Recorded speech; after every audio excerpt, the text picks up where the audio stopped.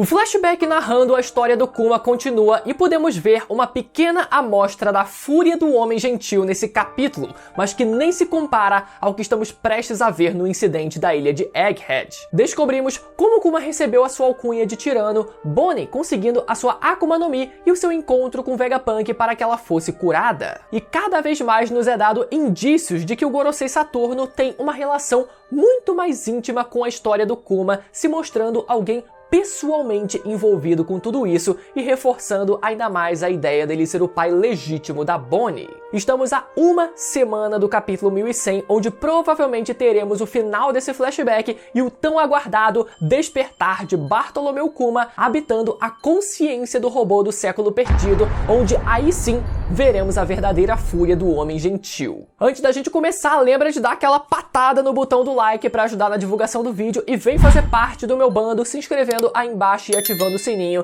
para continuar navegando pelo universo de One Piece, combinado? Começamos o capítulo dando continuidade ao genocídio do reino de Sorbet, com o rei Bekori tendo ordenado o incêndio de metade do país e o Kuma se jogando em meio ao fogo para tentar salvar o máximo de pessoas possível. O rei Bekori até menciona que esse mesmo evento foi feito também num país longínquo lá do East Blue, que parece, né, aos nossos olhares, ter sido o reino de Goa, que, como a gente sabe, né, também teve um incêndio iniciado pelos nobres a fim de eliminar todo o lixo daquele país, tanto o lixo material quanto o lixo humano que vivia do outro lado da muralha. Depois de salvar aquelas pessoas, Kuma desconta toda a sua raiva pelas vidas que ele não pôde salvar e explode o palácio do reino com um urso Sushoku insano, galera. Aquele dia que viria a ser conhecido como a Revolução de um Homem Só. Depois daquele evento, com o Kuma sendo incapaz de negar o pedido do povo, ele se torna o novo rei de Sorbet, mas continuou vivendo na igreja onde ele cresceu. Kuma só chegou a se tornar o rei de Sorbet na teoria, porque na prática, quem voltou a governar o reino de verdade foi o penúltimo rei de Sorbet,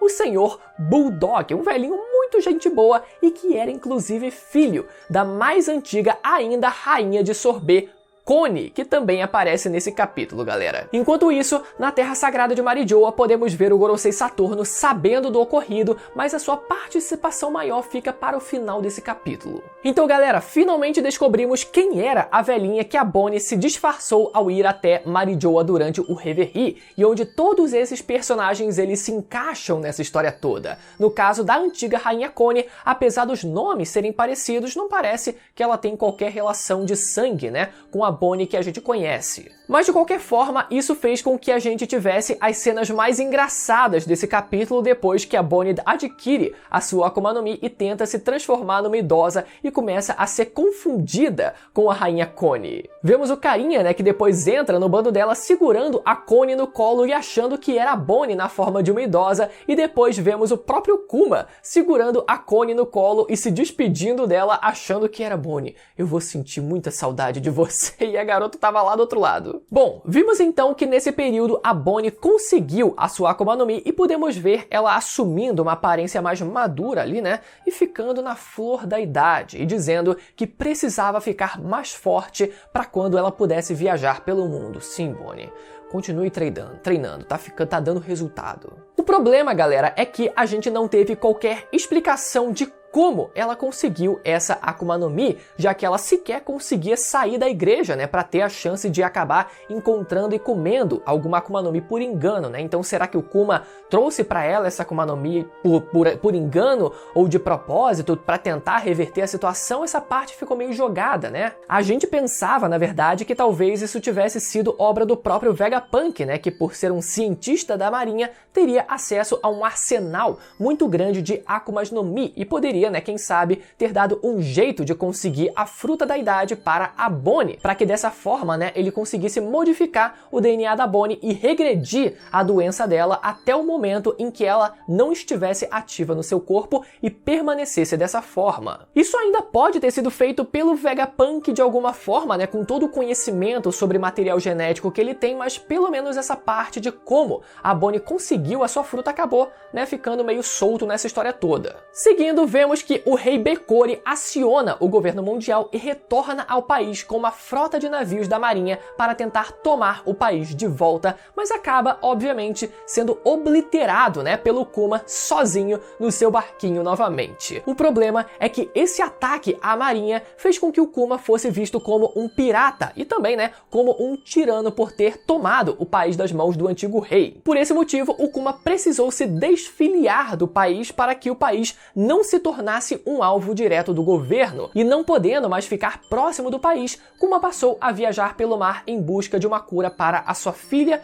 e podemos ver que ele rodou praticamente o mundo inteiro, passando por vários lugares que a gente já conhece, como o reino Torino, onde o Chopper chegou a treinar durante o time skip, a ilha Kuraiganá, onde vivia o Mihawk até pouco tempo atrás, né, mas não parece que o Kuma ousou chegar perto do monstro, a ilha Karakuri, onde era a antiga base do Dr. Vegapunk antes de ser explodida, a grande ponte Tequila Wolf, que continua sendo construída mesmo depois de 700 anos desde o início da sua construção, e que eu particularmente ainda tenho muita curiosidade de saber o motivo para isso existir, e ainda a Ilha do Céu Weatheria e o arquipélago Boin. Ou seja, galera, vocês já devem ter percebido que o Kuma passou por vários dos lugares onde ele futuramente enviaria os Chapéus de Palha para treinar durante o time skip. E isso, galera, vai muito mais além do que só um easter egg, porque enquanto o Kuma viajava por todos esses lugares, em nenhum daqueles lugares ele conseguia encontrar uma cura para a sua filha. Então ele se via completamente frustrado e com uma sensação de que aquilo tudo estava sendo uma grande perda de tempo na vida dele. Só que não, porque muitas vezes o conhecimento de mundo que a gente adquire só vai ser útil pra gente muitos anos mais tarde, e no caso do Kuma, toda essa bagagem que ele adquiriu viajando pelo mundo foi ser útil justamente para aquela pessoa que ele tanto venerava,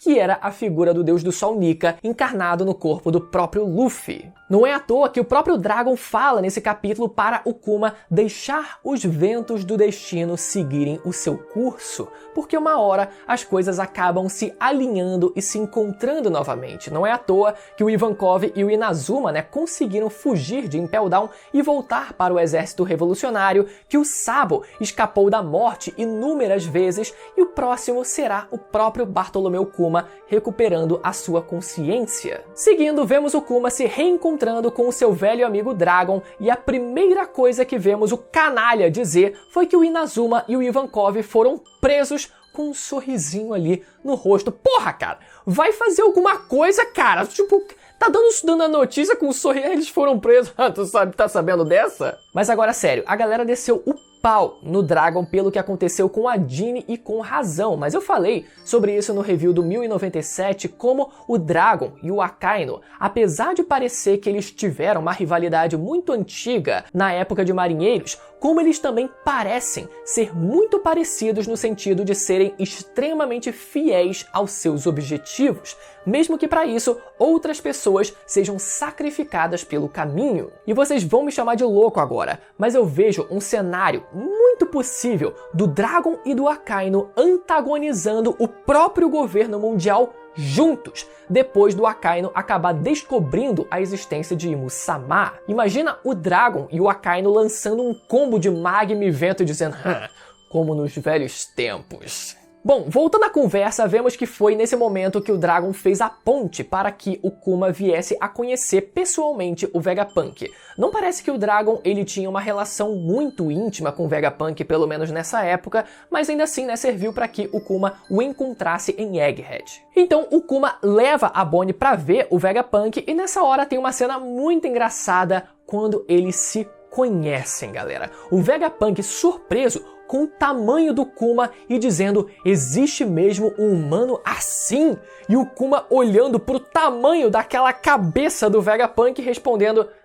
eu pensei o mesmo quando eu te vi. Nisso os dois começam a conversar enquanto a Bonnie brinca ali, né, com o machado do Sentomaru, e o Vegapunk, né, explica que é possível sim curar a Bonnie, mas infelizmente não tivemos qualquer indício de que o Vegapunk teria se aproveitado da Akuma no Mi da idade da Bonnie, né, como uma solução para essa doença. Ele só diz que precisaria fazer um transplante ali de células tronco e tá resolvido o problema, né, mas Como o velho é interesseiro, ele pede para que, em troca da cura da Bonnie, o Kuma fornecesse o seu sangue de bucaneiro para criar clones do próprio Kuma. Obviamente, né, que a motivação do Vegapunk é muito mais pela sua vontade inata de realizar novos experimentos como um cientista, mas ainda assim, né, não deixa de ser um pouco inocente da parte do velho em achar que essas armas só seriam usadas para o bem, né, ficando nas mãos do governo. Mas como o grande gênio que ele é, eu ainda acredito que o Vegapunk não tenha sido assim tão inocente e eu ainda acho que ele tenha uma carta na manga.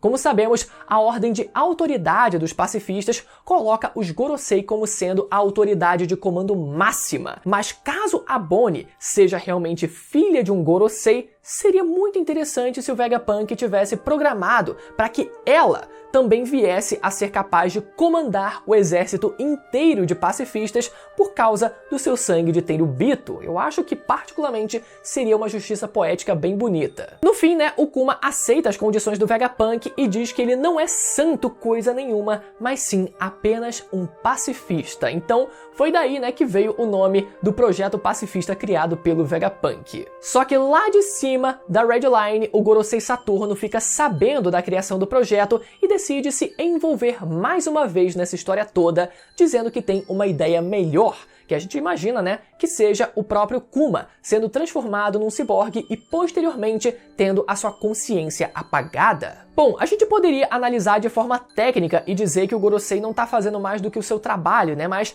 com todo esse foco que o Oda ele tem dado na presença desse Gorosei em específico, Saturno, durante todo o passado e o próprio presente, né, do Kuma nesse arco atual, esse capítulo só reforçou ainda mais o que a gente vem suspeitando, que o Saturno tenha um envolvimento particular e pessoal com tudo isso, e esse tenha sido o motivo para ele ter decidido ir até a ilha de Egghead. Saturno seria o verdadeiro pai da Bonnie, pelos motivos que a gente discutiu nos vídeos anteriores. E bom, como Saturno seria quem teria feito essa proposta para o Vegapunk, aí que entra, né, o próprio Vegapunk na jogada em se precaver e criar um backup para a consciência do Kuma, que eu tô apostando tudo, né, que será reativado no robô do século perdido já no capítulo que vem, onde finalmente veremos a fúria do homem gentil indo salvar a sua filha das mãos daquele verme. Agora, galera, algumas curiosidades interessantes que eu queria trazer para complementar esse vídeo e que agregam ainda mais todo esse flashback do Kuma que a gente tem acompanhado. Aquele alvo na roupa do Kuma quando ele era apenas uma criança em God Valley pode justificar a roupa usada pelo Kuma atualmente, que também contém um círculo gigantesco, mas sem uma marcação de alvo exata, como se o Kuma finalmente tivesse conquistado a sua liberdade depois de adulto, ou pelo menos, né, de forma parcial, já que ele continuou sendo um alvo do governo por algum tempo, então talvez por isso ainda reste um círculo na sua roupa que precisa ser apagado. No ano de 2013, o Oda desenhou os supernovas com os seus gêneros trocados, e podemos ver que alguns deles estão interagindo e falando uns com os outros ali, né? Nisso podemos ver o Uruji ao lado da Bonnie, chamando ela, vejam só vocês, de Tenryubito. E ainda por cima, a Bonnie, né, como homem, lembra vagamente o Shanks nessa ilustração do Oda, que também é outro burguês safado, como a gente já tá aqui, né, mais já cansado de saber e só esperando a confirmação exata. A Jolly Roger da Bonnie lembra o símbolo presente na igreja do Kuma, com aqueles pontos ao redor do sol, né? E existe uma chance também de que todos os velhinhos da vila com quem ela cresceu junto e que a gente tem acompanhado nesses capítulos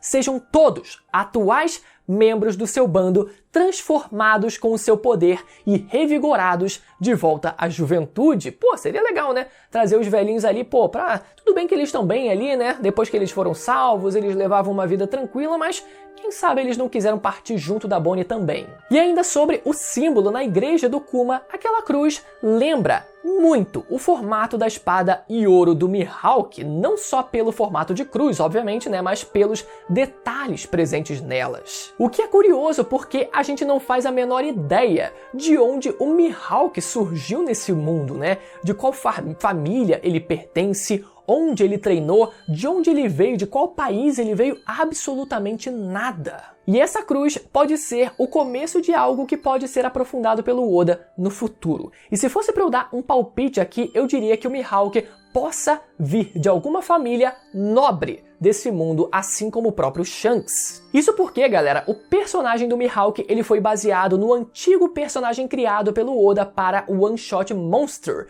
que se chama Cyrano, e esse Cyrano, por sua vez, teve o seu nome baseado num nobre francês de mesmo nome, né? Aqui eu vou resumir bem brevemente, mas o fato é que originalmente o Mihawk, ou o projeto de Mihawk, era alguém baseado em uma figura nobre. Então é interessante a gente começar a pensar como um suposto nobre como o Mihawk hoje carregaria uma espada com um semblante que lembra o mesmo símbolo de uma igreja perdida por aí que parecia venerar o deus do sol Nika, justamente aquele que parece ter sido quem se opôs aos nobres desse mundo no passado. Enfim, só algo para fazer vocês pensarem aí, depois a gente pode retomar esse assunto, quem sabe, num próximo vídeo. Mas, como sempre, por enquanto eu quero saber as teorias de vocês aí nos comentários, e caso você não tenha assistido o meu último vídeo falando sobre a possibilidade da Bonnie vir a ser a próxima Mugiwara do Bando do Chapéu de Palha, esse vídeo vai aparecer desse lado da tela agora para você poder ir lá assistir, beleza? Vou ficando por aqui, até a próxima, tchau!